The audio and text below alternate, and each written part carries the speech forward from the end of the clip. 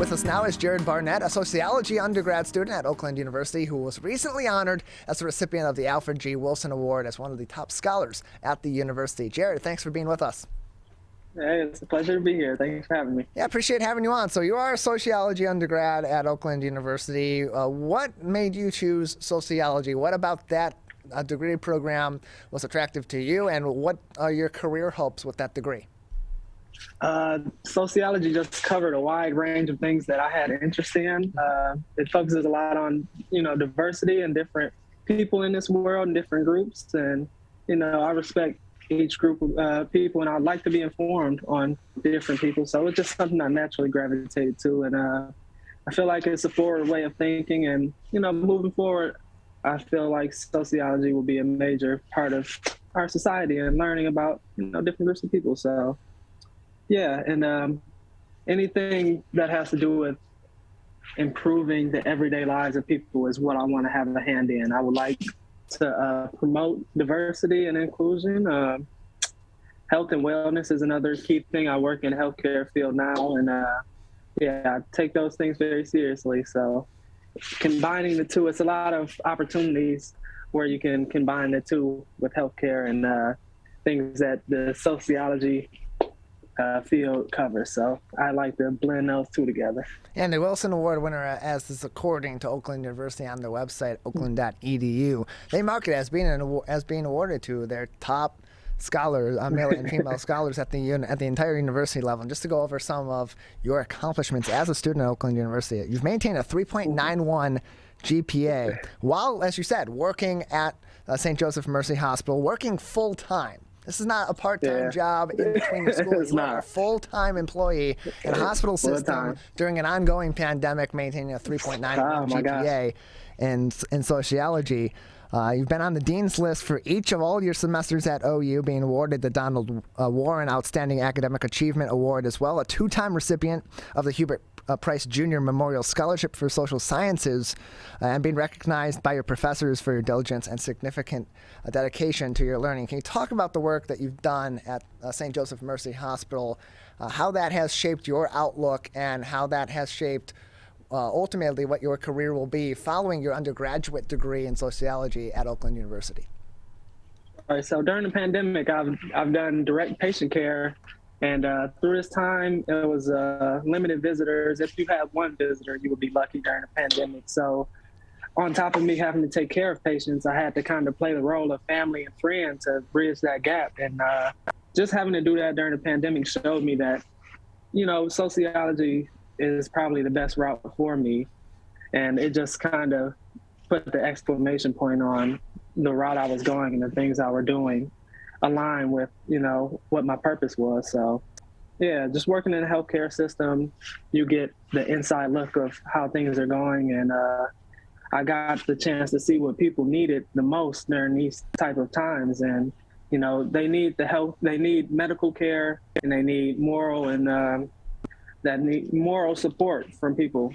And I feel like I'm in a position to be selfless and provide that type of care for people in need. So, and studying social sciences, studying sociology, working in the healthcare system, especially in a crisis that is inherently a medical crisis like the COVID-19 pandemic, it allows you to get a firsthand look at disparities in healthcare and in different forms of treatment of healthcare based on somebody's healthcare coverage, based on their living situation, and better informs you on the needs in the health field that you're working in. How has that impacted your passion for social justice, your passion for sociology, and informed some different needs societally that you'd like to address following your degree?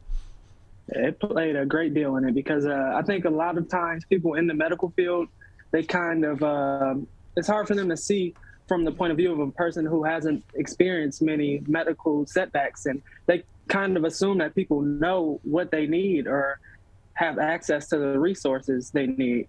And I myself being on the front line, seeing, learning medical terminology and seeing from a patient standpoint, a lot of people were coming in, and this is their first experience with a major health concern, and they didn't know who to look for information, or sometimes in the medical field, the terminology can be so specific to a person who may know about these things. And I kind of played the role of like just simplifying the terminology and helping bridge the gap between the medical people who know from a technical standpoint how to take care of patients and what they need, and from a personal standpoint of someone who may have never experienced, like I work on the cardiac explorers, people who had heart attacks or had strokes, and that's their first experience with a major health concern.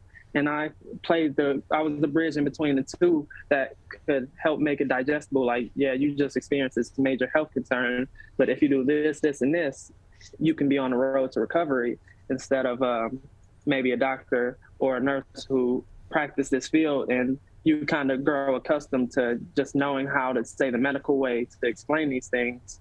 I think I played a key role in bringing comfort and bringing more digestible, knowledgeable way to explain to patients how to take care of themselves once they recover from whatever they're in the hospital for. You've also participated in the university's COVID-19 archive project that was recently featured in a segment on Fox 2 News in the Detroit area. Other various undergraduate research projects as well. So let's talk particularly about the COVID-19 archive project that you participated in. Can you tell us about that, what drew you to this project, and what you learned from that experience? Right.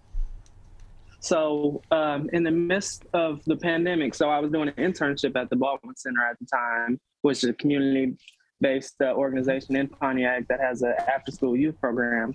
So I was doing that, helping tutor kids and do different creative writing projects with the students there. And the pandemic happened, and it kind of shut everything down. And professors who were running internship programs kind of had to scramble for assignments and fill that gap. And Dr. Orbach, who was a great professor at Oakland, she conducted the internship, and she's very helpful for students who are in school now and who want to pursue careers and go to grad school. She's a very helpful person. And she just came up with an assignment and wanted us to kind of journal our experience through the pandemic and, everyday life. She just wanted us to journal what we were experiencing personally, professionally, as students. She just wanted us, whatever was on our mind, she just, kind of encouraged us to write it down. So I'm a creative writing minor, so that was kind of right up my alley to jot down whatever I felt at the time. And I was working at St. Joe's, and I had like a, very special position and perspective to write about.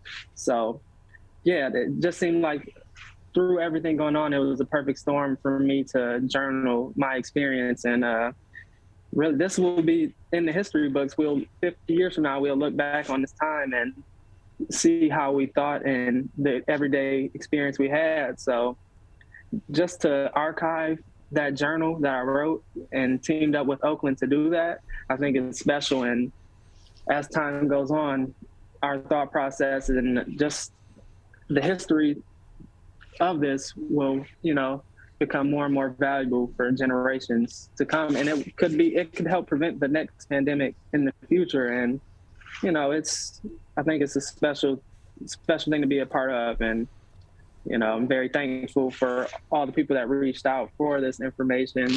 The archives department through the library, they encourage all students to submit. Anything pretty much.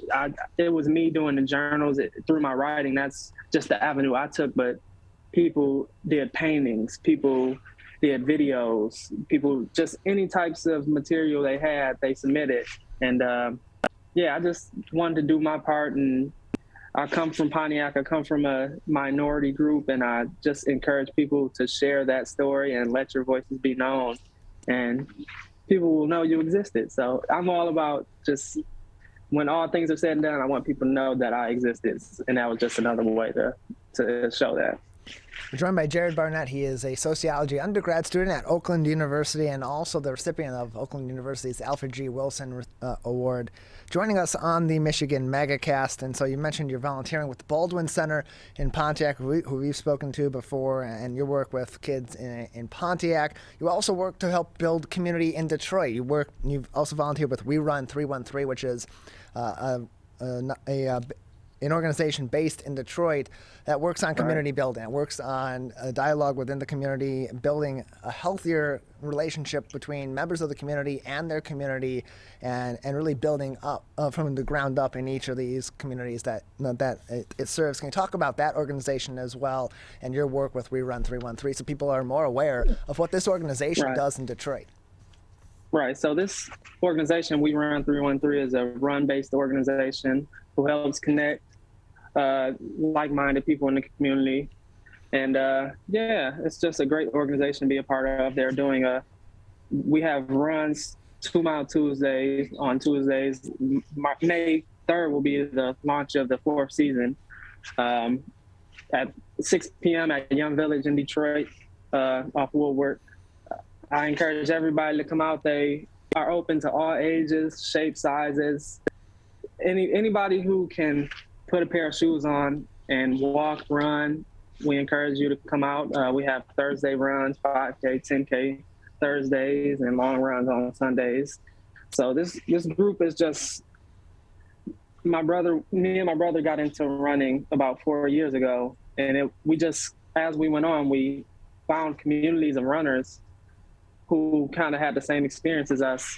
And my brother joined.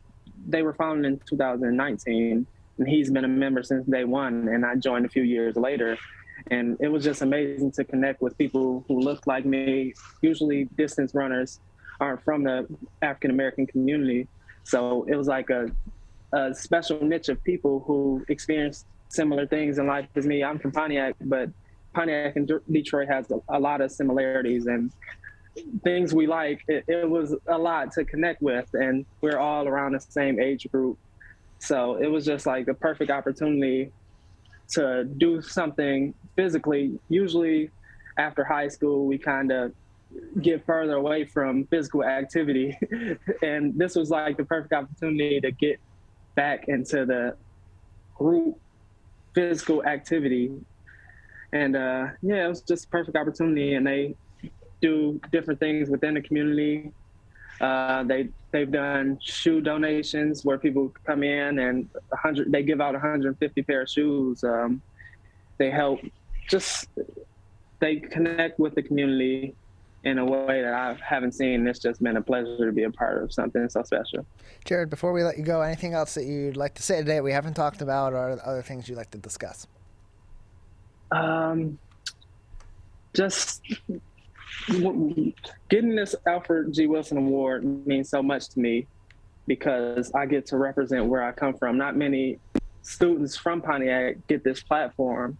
We're surrounded by the Rochesters, the Bloomfields, all these prestigious public schools around us, and we're usually viewed as like less than or, not on that same level. So I have the opportunity to influence and inspire the next generation of people from Pontiac to win major awards at Oakland University and bridge that gap. So I'm very honored and privileged to be in this position. And I'd like to thank everybody at Oakland University that made this possible, and hopefully we can build for a better tomorrow.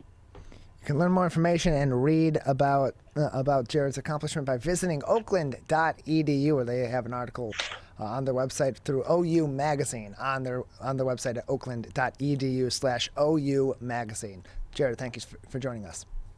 Thank you for having me. See you guys in the future.